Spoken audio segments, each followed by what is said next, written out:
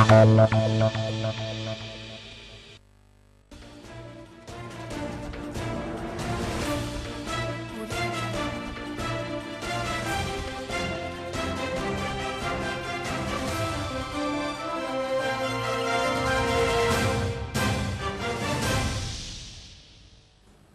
evening and thank you for joining us. This is News 360 from the Newsroom Hub in Accra. I am Isa Moni. And I'm Natalie Fort. Let's get into the headlines for this evening. 157 suspected criminals, including commercial sex workers, rounded up at Medina in Accra.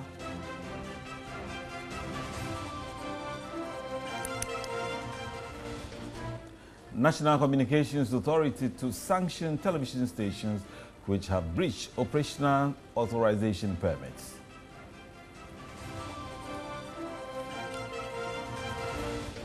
Also ahead, 70% of small-scale miners to secure fresh certificates as Sector Minister pushes for an extension of ban on illegal and artisanal mining. Precisely, of course, there's going to be extension because we haven't achieved what we're looking for. And TV3's 20th anniversary topsy-turvy news bulletin on Sunday sets record with 8.5 million viewers.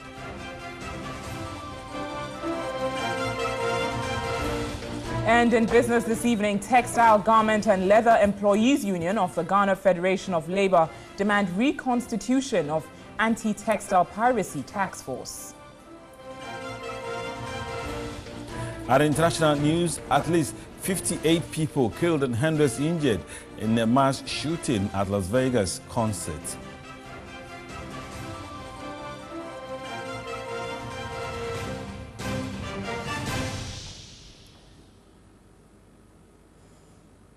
We've got the details of these stories for you here on News 360, including the very latest from the world of sports and entertainment. Remember, we're streaming live all across the world on 3news.com and TV3 Ghana on Facebook.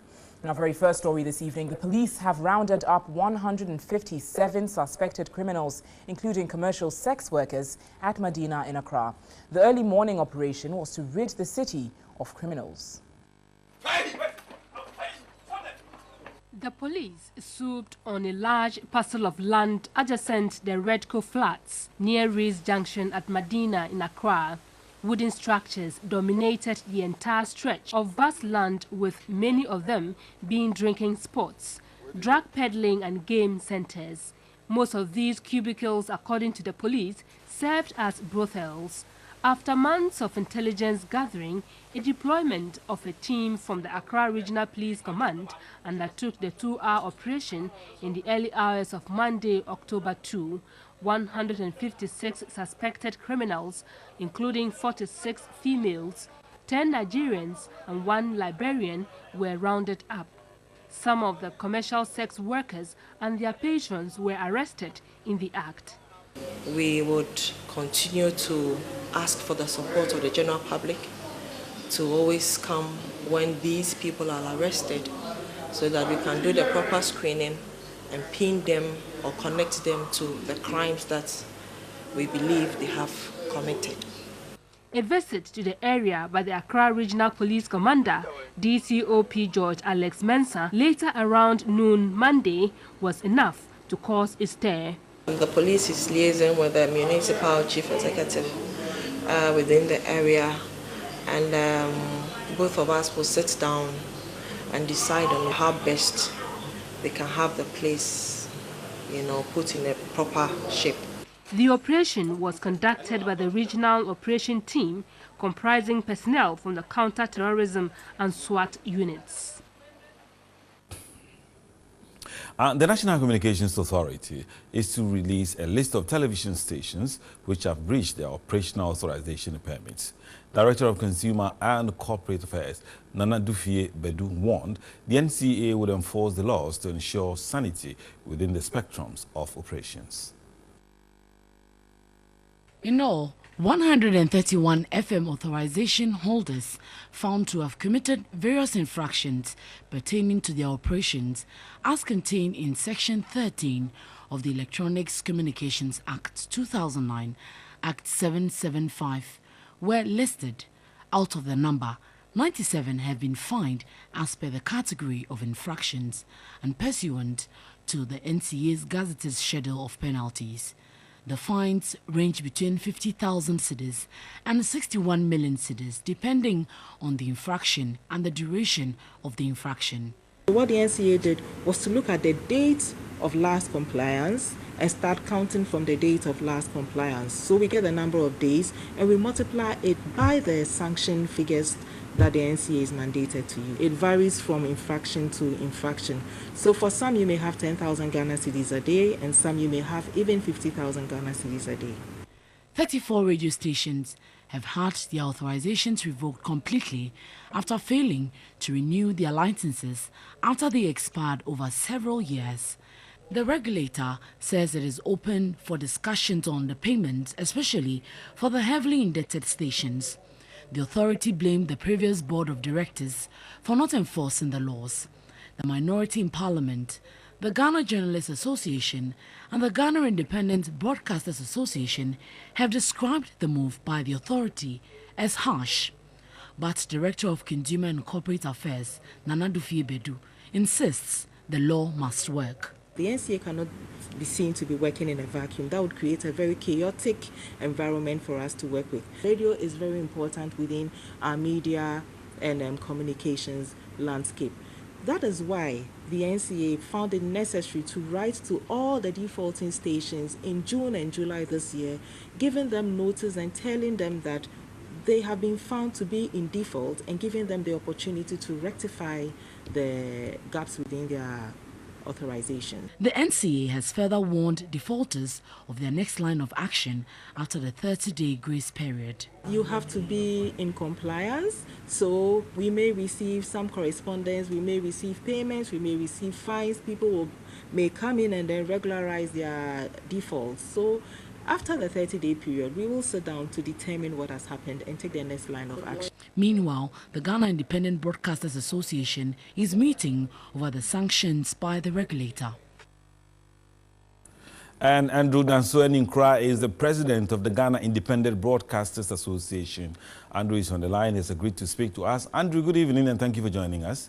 Good evening and thanks for having me also.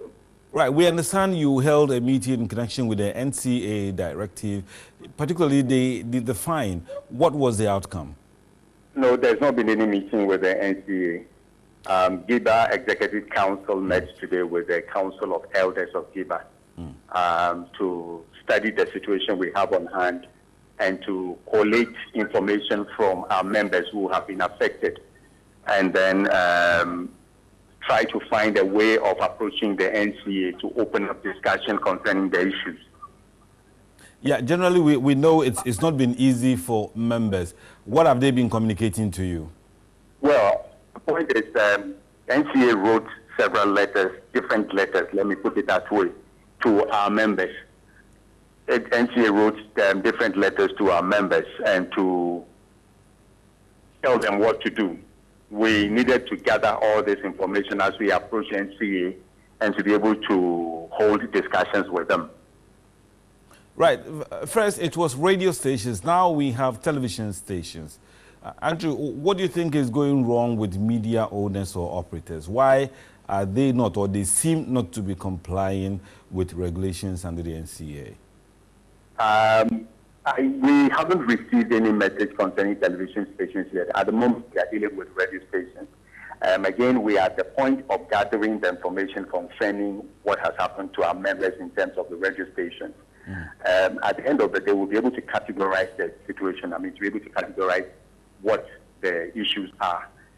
When we have done that, then we'll be able to delve into it going forward. But in the interim, because we believe that businesses will have to go on, we'd have to find a way of getting the NCA to understand the situation, and so that they would, be able to do what we believe will help businesses to go forward. And do you get the feeling your members have flouted NCA regulations? It depends on how you are putting it. I'm not sure we are at that point yet to look at it. They have made a presentation to us. We need to make that presentation to the NCA In some cases, those presentations have been made on the individual basis. When we have been able to categorize this, when we have been able to put them into various categories, when we have presented them to the NCA, we believe we'll be able to look into it and be able to tell whether there has been a real floutage. I mean, people have flouted the law, or, you know, definitely, yes, there has been some kind of infraction. But then, are there issues that are beyond remedy?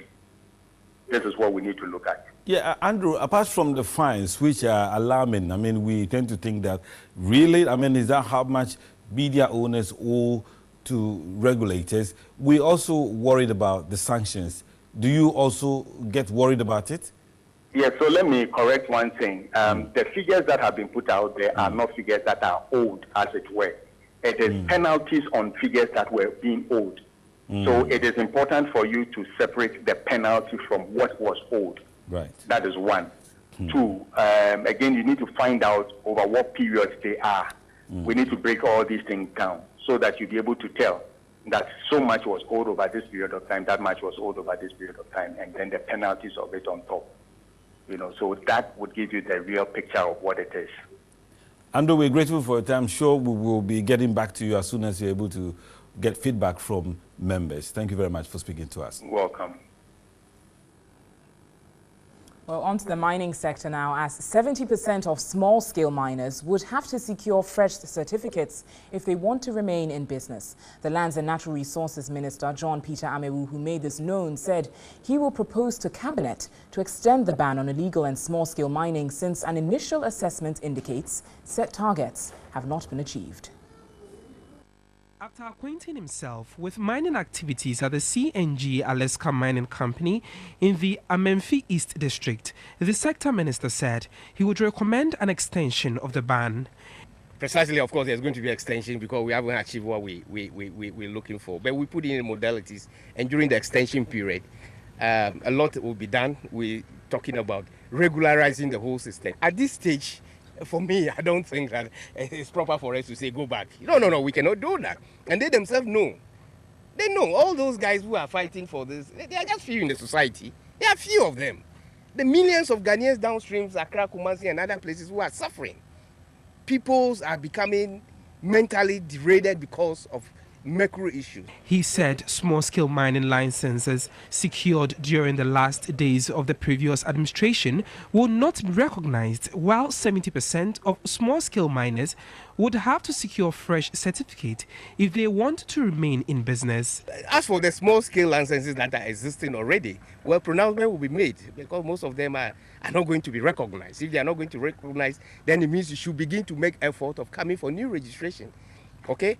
Most of those small-scale licenses, 68 to 70% of them were issued in December, very close to the elections. I mean, we cannot accept things in this manner, done haphazardly without any due, cause to lay down procedures.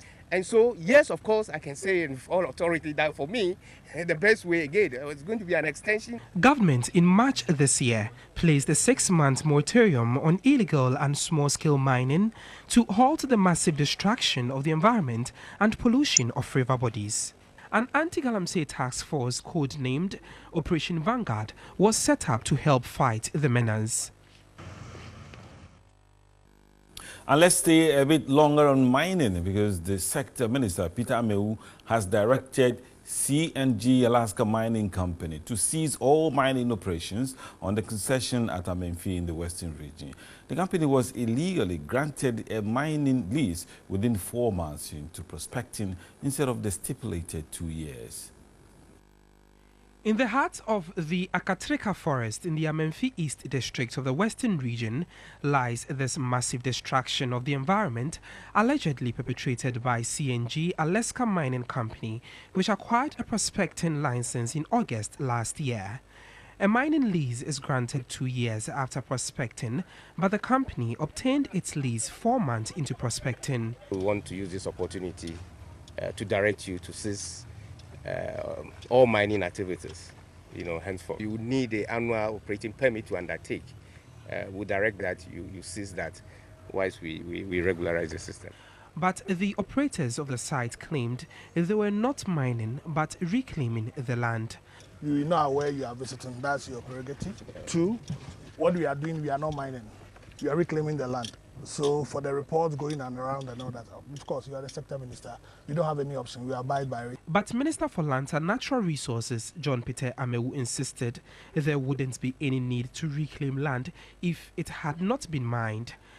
Of course, if you don't mine, you will reclaim, isn't it? No, parts of the area has been encroached by illegal miners. Of course, we hold the mining list. It is not where you have undertaken mining activity. This has been done by the small scales. Of course, we owe the permit, so it's our responsibility. Because if you come as you've come now, you mentioned the name of CNG. That's why we are spending money, resources, and all that to do this. So we are not mining, and to attest to it, there are other places we can go. River Bia, which runs through the site, is polluted. Deer joins. I don't have any problem with it. The forest is vast. What I'm saying is that let the technical people prove it. We don't have a map. I didn't know they were coming outside that because I'm not disputing that. No, but you said earlier on that it doesn't join. Don't misquote me. What I'm saying, I didn't say it doesn't join. I said we are working with 2 river bodies within our concession. Yeah. And as I speak, I cannot tell you where it enters. That's what I said. So don't misquote me. But it enters. I don't know. Ghana requires 50 billion cedis to tackle the effect of illegal mining, which would cost between 60,000 cedis and 70,000 cedis to reclaim a hectare of damaged land.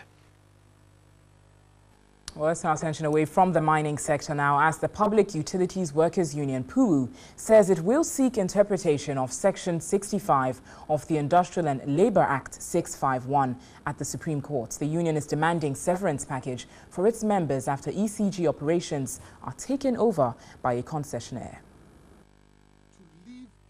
Reacting to the Energy Minister's pronouncement that workers of the electricity company who are demanding severance package should first resign, the union insists the workers are entitled to severance under Section 65 of the Labour Act. According to the union, the Industrial and Labour Act enjoins an employee to be paid a severance package after he or she is laid off, and also if there is any major organizational change. There appears to be some ambiguity or divergent views as to what the provisions in Section 65 really means.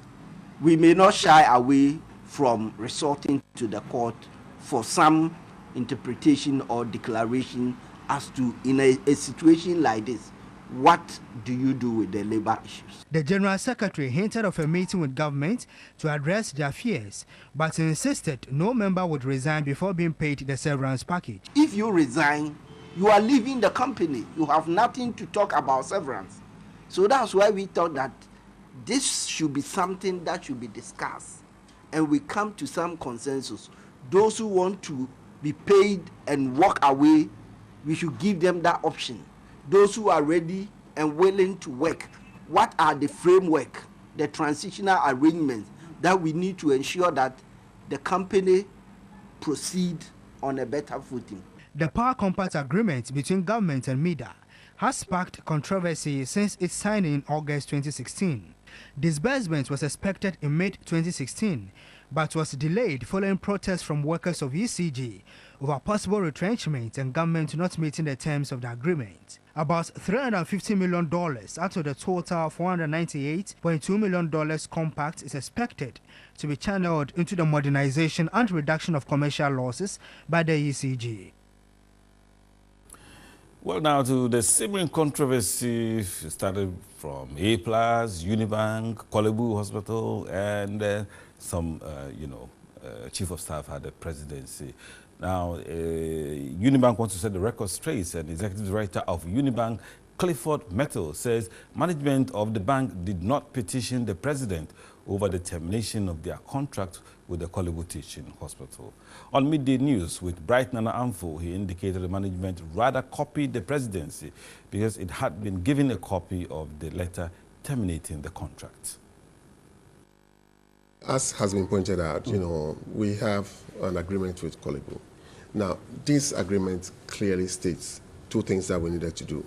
The first one was online revenue collection, and the second one was electronic billing, right? These 2 were clearly what was stated in the contract for us to deliver.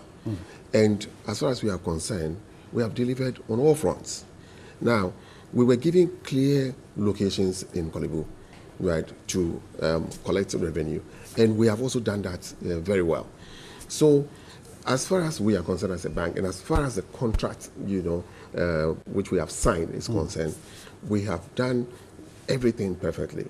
Now, what we believe they are asking for is what they term the end-to-end hospital management information system. We even have previous track records with 2 other hospitals in the metropolis. So we are very, very, very efficient in handling these revenue collection and so forth and so on. We also felt that to come out with a statement that we invited Unibank for a presentation on 2 occasions and we failed to turn up, we felt was a factual inaccuracy. The letter terminating our appointment, right, copied the office of the president. Now, in response, because we are saying that if you want to terminate an agreement or a contract, tell me specifically what you've done. A, you were not able to perform. B, there's this breach, and so forth and so on. So we were responding to the letter that was given to us. And in the letter, they copied the office of the president. Now, Managing Director of Guinness Ghana Breweries Limited, Gavin Pike, has indicated the company's vision of generating long-term business value with locally sourced raw materials which meet quality standards still remains. He was speaking at the company's local raw materials workshop with stakeholders here in Accra. In November 2012, government passed the Customs and Excise Act 855, an excise concession on a sliding scale for breweries using local raw materials for manufacture of accessible goods. Since the passage of the law, Guinness Ghana Breweries Limited, which was already investing and using sorghum for the production of its premium brands, has significantly increased its usage of local raw materials of sorghum, maize and cassava. Over the last 5 years, the company has steadily increased its investment in the local raw materials sector. Our purpose as a business is to celebrate life every day, everywhere. And in celebrating, we continuously find opportunities to work together with key stakeholders to create value through our value chain. Across many of our markets, with a particular focus in Africa, Diageo has an ambition to source 80% of raw materials locally by 2020. In focusing on this initiative, we have seen firsthand a clear win-win between government, communities and industry, where through the government policies and strategic partnerships, industries have been empowered to innovate products and services that improve the livelihoods of local communities. GGBL contracted the Bureau for Integrated Rural Development of the Kwame Nkrumah University of Science and Technology to undertake a socio-economic impact assessment of its local raw materials use and investment over the last 5 years. The report, among other things, indicated besides the 25,000 farmers it engages, GGBL has created direct jobs by providing market for about 13 aggregators across its operational zone. The report also indicated that the average number of paid workers a farmer hired increased by 25% from 8 in 2014 to 10 in 2017. From 7,500 currently to 25,000 farmers. And if you look at their family size of 7, impact, we can confidently say we are impacting around 175,000 people. And this is such a great story that we want to tell Ghanaians. Guinness Ghana Breweries Limited is a leading total beverage business in Ghana with an outstanding collection of brands across beers, non-alcoholic drinks and hard liquor.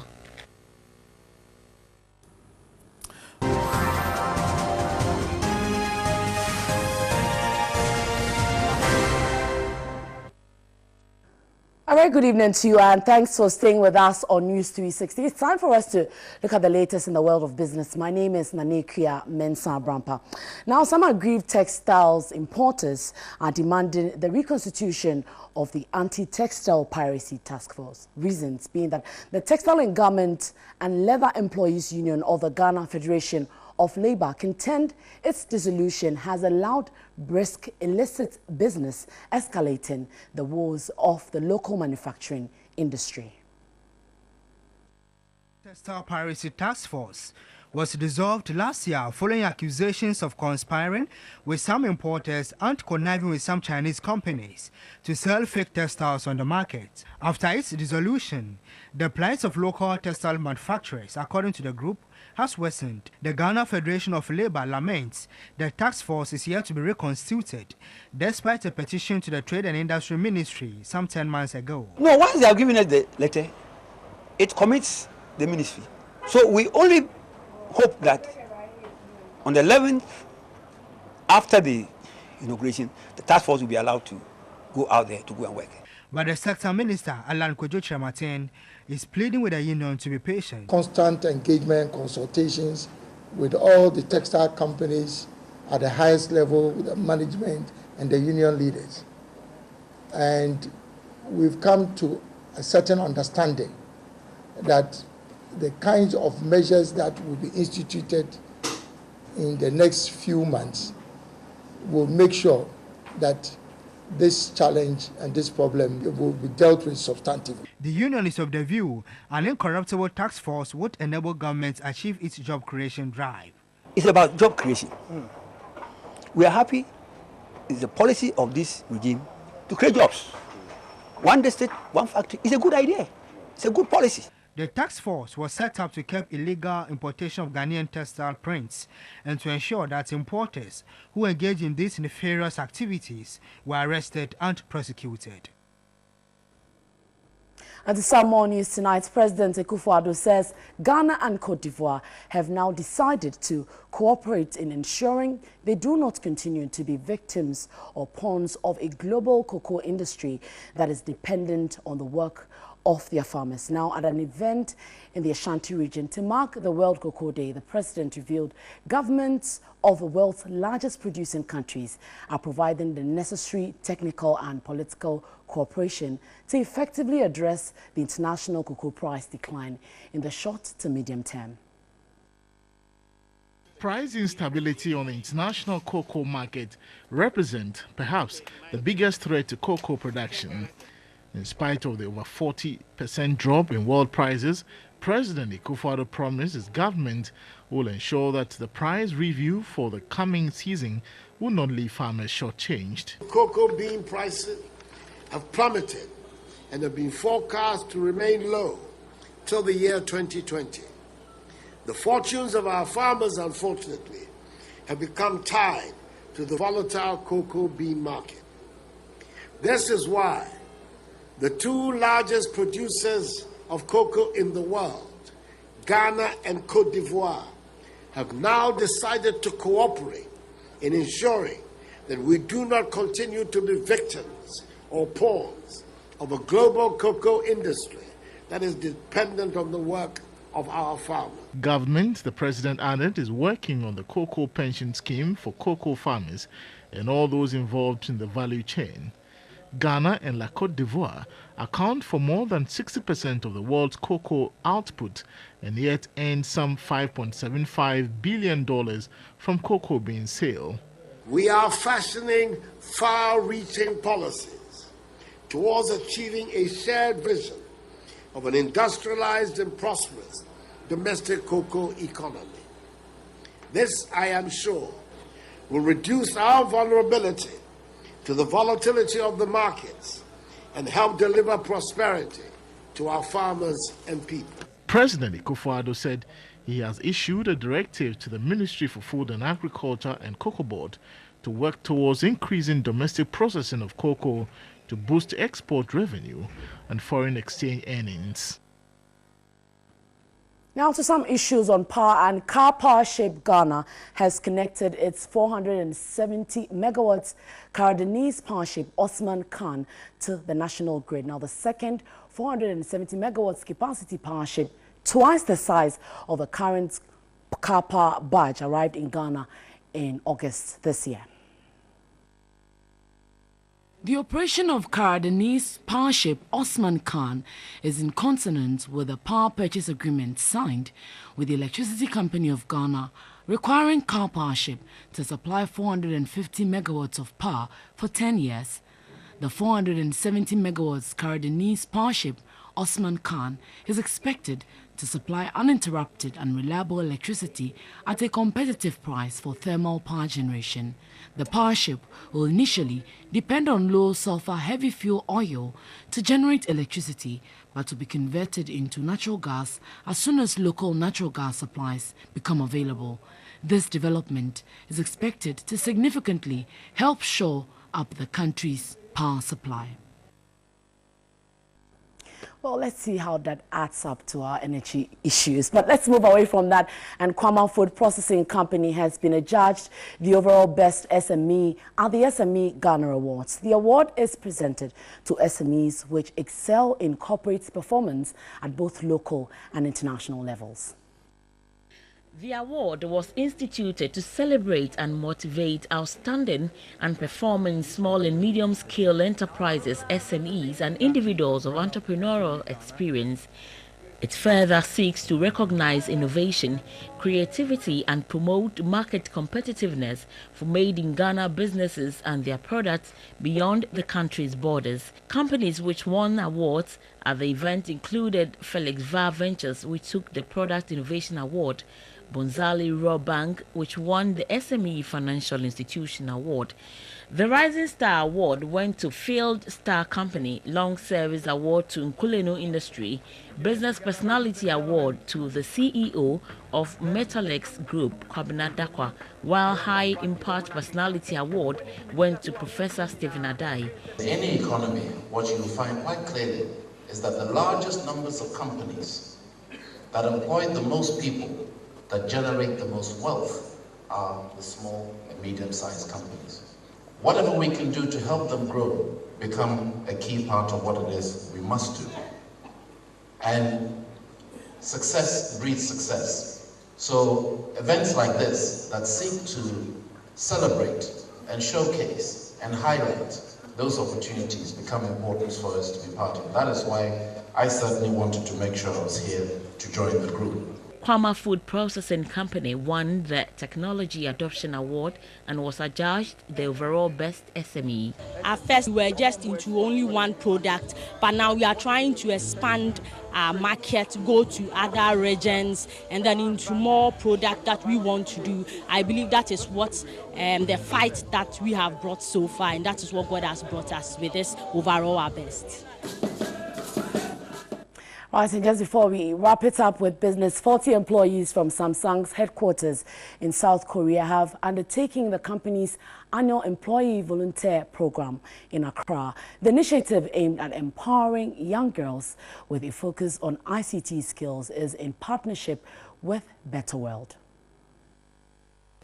Each year, Samsung employees dedicate their time and skills to an initiative which they believe will add value to one of the regions in which the company operates.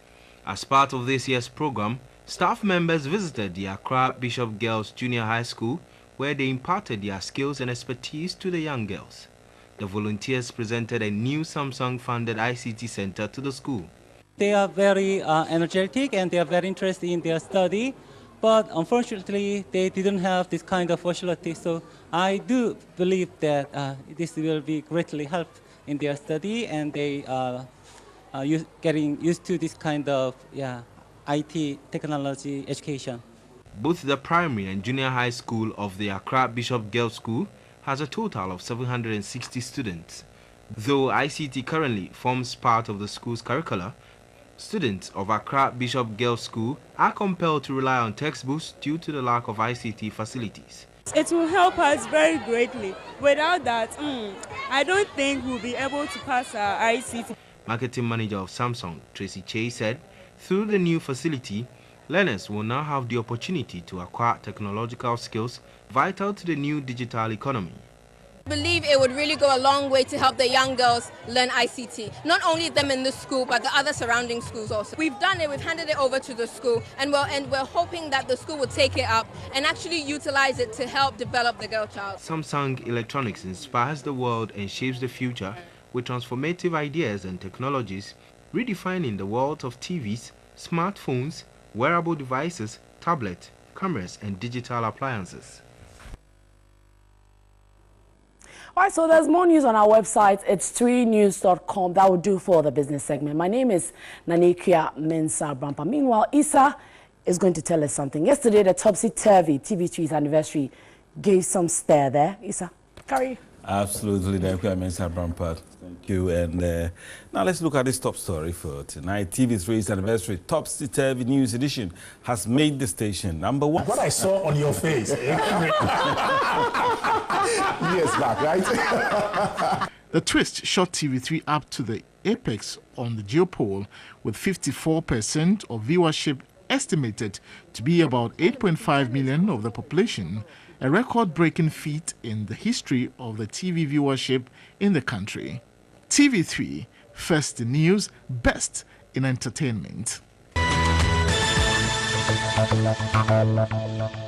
And I know that I was certainly glued to my seat. It was absolutely exciting. And it's good to see Francis Ameko there. I almost forgot about him. News360 will return with the latest from the world of sports with Nana Kojafre.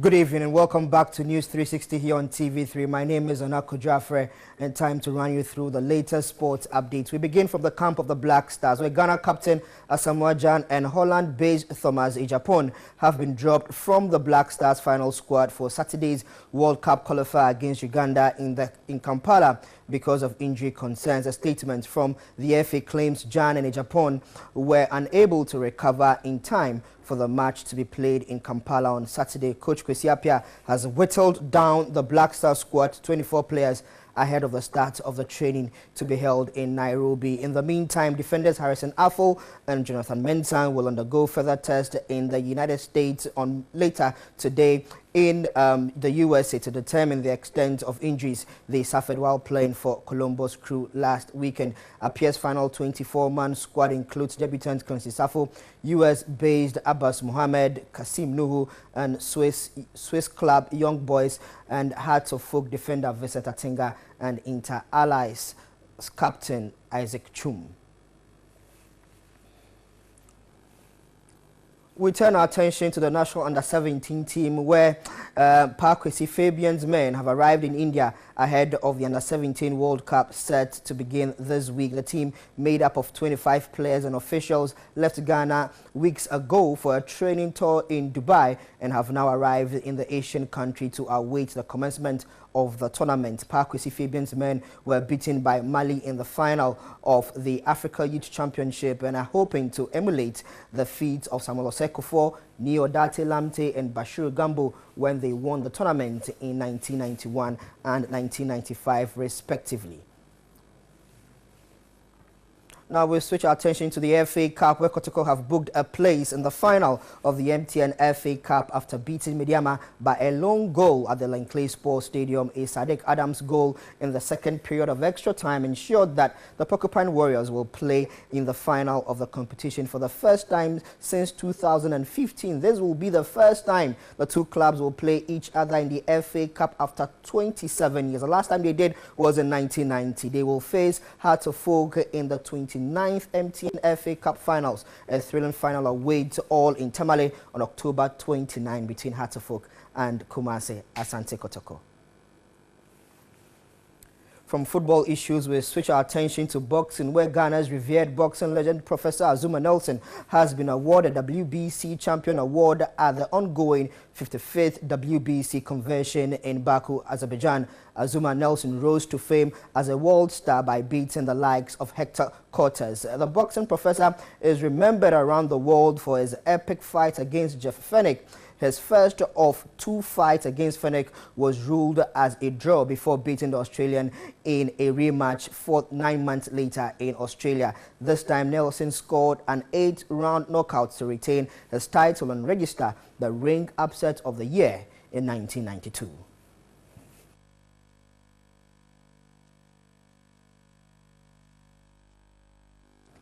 Back to some football in Europe, and Frank Ribéry faces a lengthy spell on the sidelines after Bayern Munich confirmed the France forward has suffered a serious knee injury. The 34-year-old was replaced by compatriot Kingsley Coman just after the hour mark after overextending his left leg in Bayern's 2-2 draw at Hertha Berlin on Sunday afternoon. Bayern have now confirmed Ribéry has the torn lateral cruciate ligament in his left knee, which will keep him out until next year, leaving his participation at the 2018 World Cup in doubt. And that's how we wrap up sports here on News 360. My name is Anako Jaffe. Thanks very much for watching. Always a pleasure serving you. Good evening.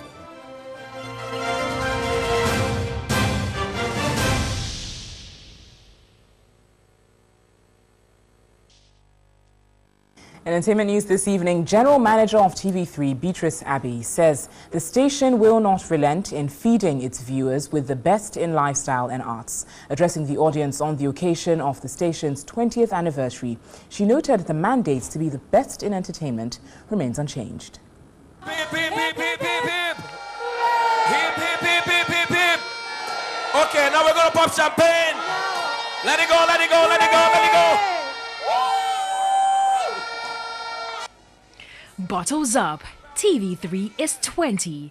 Hooray!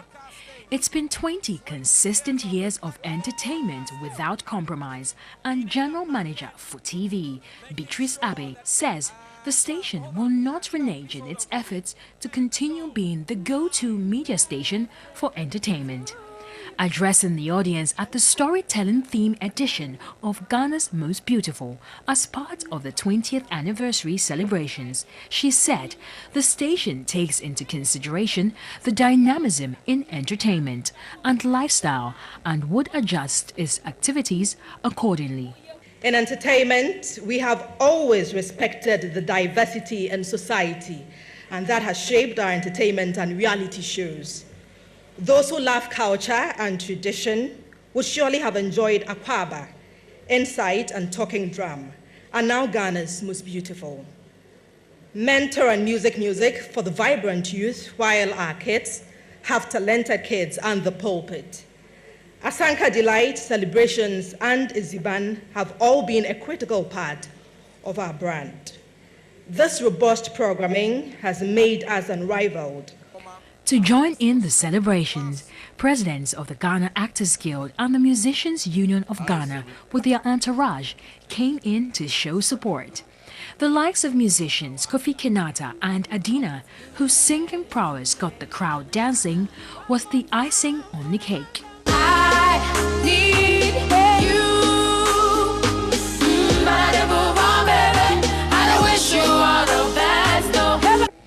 The ladies took turns in telling a story each with a moral lesson that reflected on greed, truthfulness, deception, good citizenry, among others.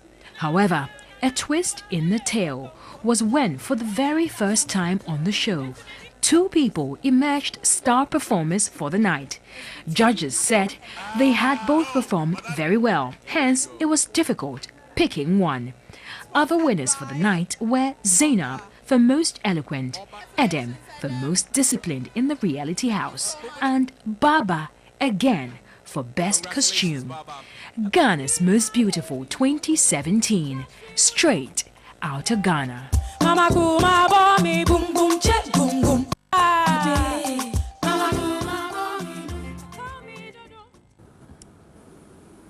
All right, it's been 20 years of hard work, and we will continue to bring you more news and analysis to keep us on top of your mind. Certainly, so it's quite a milestone to be 20, Absolutely. and in the entertainment industry as well, Yeah. providing quality content in Yeah. entertainment such as Ghana's Most Beautiful. Right. So thanks for your support from all of you viewers of TV3 Network. I'm Natalie Fort. And I'm Issa Moni. Thanks for watching, and have a wonderful evening.